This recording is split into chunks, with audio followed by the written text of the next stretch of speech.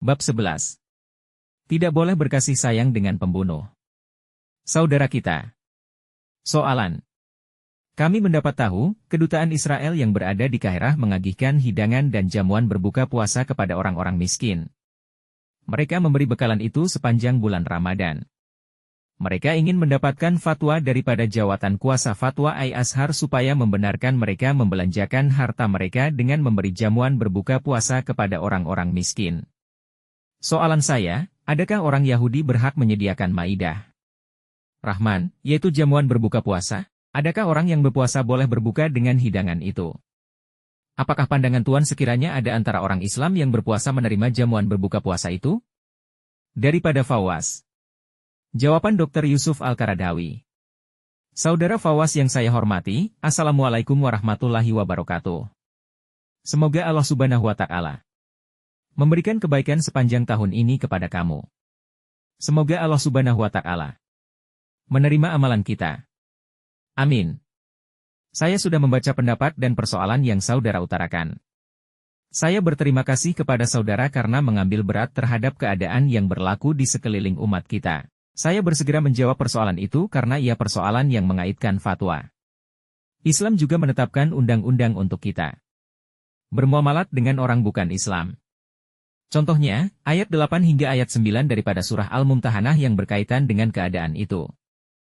Allah tidak melarang kamu daripada berbuat baik dan berlaku adil kepada orang-orang yang tidak memerangi kamu karena agamamu, dan tidak mengeluarkan kamu dari kampung halaman kamu. Sesungguhnya Allah mengasihi orang yang berlaku adil. Sesungguhnya Allah hanyalah melarang kamu daripada menjadikan teman rapat orang-orang yang memerangi kamu karena agama kamu, dan mengeluarkan kamu dari kampung halaman kamu, serta mereka membantu orang lain bagi mengusir kamu.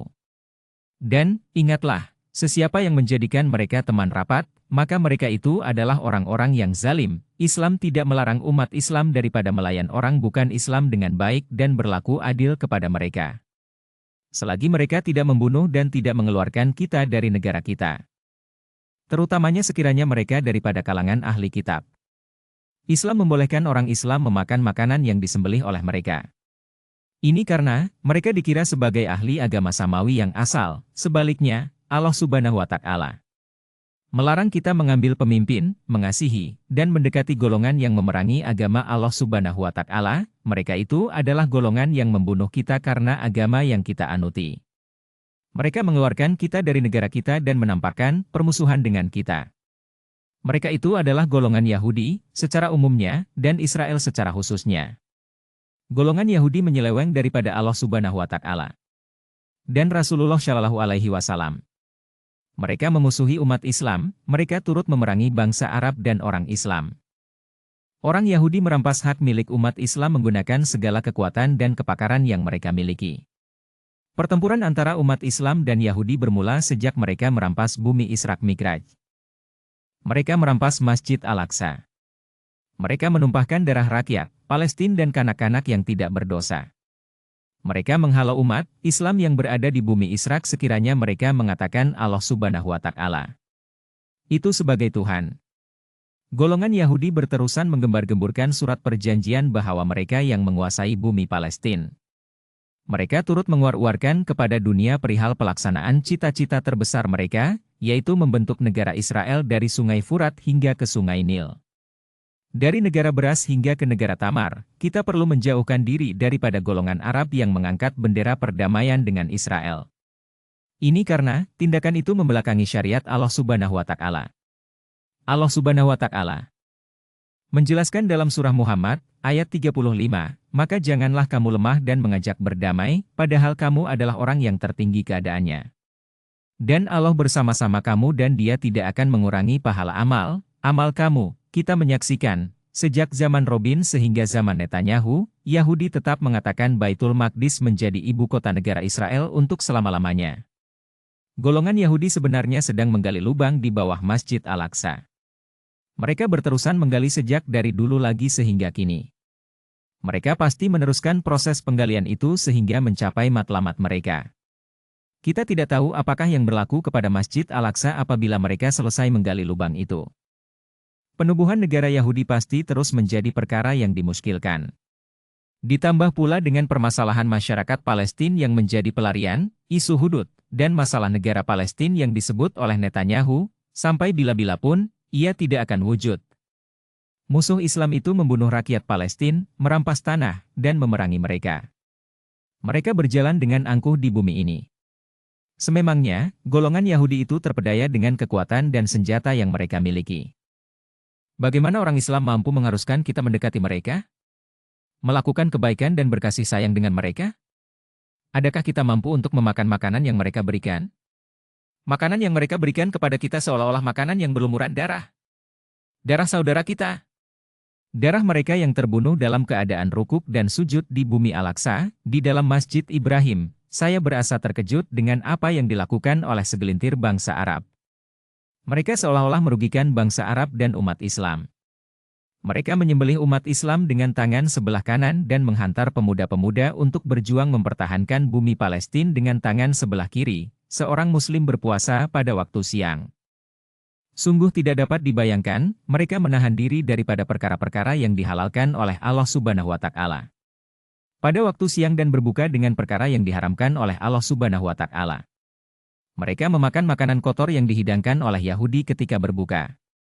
Makanan itu adalah hasil riba dan harta haram yang Yahudi usahakan. Mereka itu adalah golongan yang tidak pernah surut daripada memusuhi orang Islam. Mereka pasti merampas bumi orang Islam pada waktu siang dan malam, bangsa Arab pasti memberi pengajaran kepada Yahudi pada kali ini. Mereka tidak akan terpedaya dengan propaganda Yahudi supaya menjadikan Yahudi sebagai teman. Masyarakat Arab Mesir tidak akan berlapang dada menerima kehadiran kaum Yahudi. Mereka sekali-kali tidak akan menganggap musuh sebagai teman. Bangsa Arab Mesir tidak akan memakan makanan Yahudi. Bangsa Arab Mesir tidak akan sesekali menghancurkan pahala puasa mereka dengan menerima makanan kotor itu. Mereka pasti berkata, dahaga kami pasti hilang. Peluh kami juga pasti kering. Tetapi, pahala kami pasti tetap di sisi Allah. Yahudi yang mengadakan perjanjian dengan rakyat Mesir menyangka, mereka dapat menipu orang miskin di Mesir seolah-olah mereka menyayangi golongan miskin itu. Ini tidak mungkin berlaku. Mesir bumi bertuah. Terdapat antara orang miskin di Mesir itu tergolong dalam kalangan wali Allah Subhanahu wa Ta'ala. Meskipun mereka berada di tepi jalan dan meminta sedekah. Kami dilarang menghina golongan peminta sedekah, ini karena, mungkin derajat mereka di sisi Allah SWT lebih dekat daripada kami yang tidak meminta sedekah, Allah Subhanahu wa Ta'ala. Menggolongkan Israel daripada kelompok yang dilaknat oleh Allah Subhanahu wa Ta'ala. Allah Subhanahu wa Ta'ala murka kepada mereka dan menjadikan Israel umpama kera, khinzir, dan penyembah tagut. Mengapakah Yahudi menjadi mulia pada kali ini? Apakah mereka sudah keluar daripada sifat sebenar yang melekat di jiwa mereka? Adakah mereka sudah berubah? Sifat bakhil dan kikir melekat serta terpahat kukuh dalam jiwa orang Yahudi. Bagaimana mereka bersifat belas kasihan pada kali ini? Allah Subhanahu wa Ta'ala menyifatkan mereka dalam surah An-Nisa, ayat 53, patutkah ada untuk mereka sesuatu bahagian daripada kuasa memerintah? Jikalaupun ada, mereka tidak akan memberikan sedikit pun kebaikan kepada manusia. Kami tidak mau Zionis melakukan kebaikan dengan mendermakan harta mereka. Tetapi, kami mau Zionis mengembalikan harta itu kepada pemilik sebenar sekiranya mereka adalah orang yang benar.